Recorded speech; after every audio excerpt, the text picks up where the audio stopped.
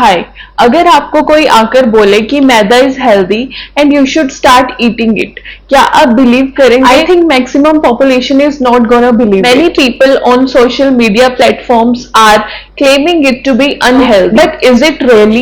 Do we know the real facts behind it? Do we know the real science behind it? Let's discuss about it today. हमारे Indian snacks या फिर जो भी packaged या processed foods हैं जिन्हें हम मैक्सिमम टाइम कंज्यूम करते हैं मेजरली कंसिस्ट ऑफ मैदा, जैसे कि बिस्किट्स, ब्रेड्स, पेस्ट्रीज, नान, समोसा या फिर और भी बहुत. सबसे पहले हम जानते हैं कि मैदा बनता कैसे है. गेहूं को जब हम पीसते हैं तो आटा बनता है, पर जब हम उसे बारीक कर देते हैं, उसका चोकर या अंकुर निकाल दिया जाता है तो उसे मैदा कहा जाता है.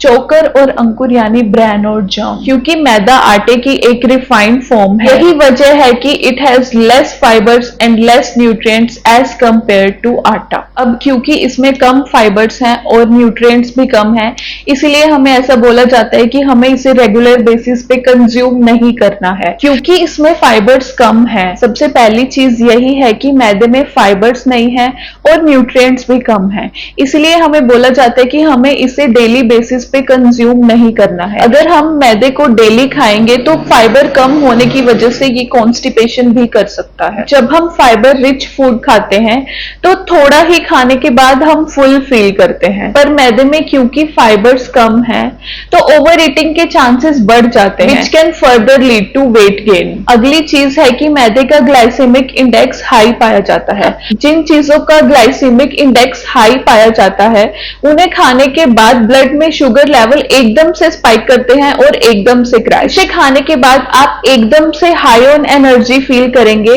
और कुछ देर बाद एनर्जी क्रैश, और इसी की वजह से हम फिर से अनहेल्दी फूड क्रेव करेंगे.